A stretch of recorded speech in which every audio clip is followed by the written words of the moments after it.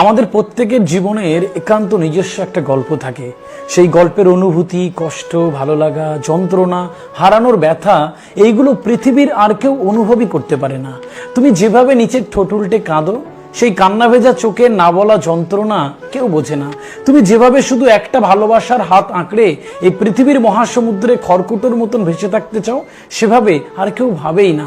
তাই প্রতিটা দিনের শেষে তুমি একা থেকে বড্ড একা হয়ে যাও। সে গল্প তোমার রাতের বালিশ জানে। এক একটা নির্ঘুম রাত কত লম্বা হতে পারে তা তোমার থেকে ভালো কেউ জানে না। অথচ সকালবেলা তোমার একটা অমলিন হাসি এই পৃথিবীকে বুঝতেই দেয় না তোমার ভিতরের ধ্বংসযুদ্ধের কাহিনী।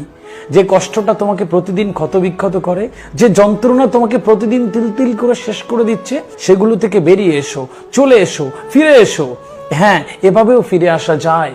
মরুভূমির বালুচর হওয়ার আগে মনটা একটু স্বার্থপর হও, কারণ স্বার্থপর মানুষগুলো জানে কিভাবে নিজেকে ভালো রাখতে হয়। শুধুমাত্র ঠকে যাওয়া, নীরবে হেরে যাওয়া মানুষগুলো ভালো থাকার অধ্যায়টা রপ্ত না করতে পেরে বরাবরের মতো নিজেকে বোকা হিসেবে প্রমাণ দিয়ে যায়। জীবনটা ফুরোবার আগে একটু হিসেব কষে নাও, সবটা এখনো শেষ হয়নি। এভাবেও ফিরে আসা যায়। হ্যাঁ, বিশ্বাস করো, এভাবেও ফিরে আসা যায়। ভালো থেকো।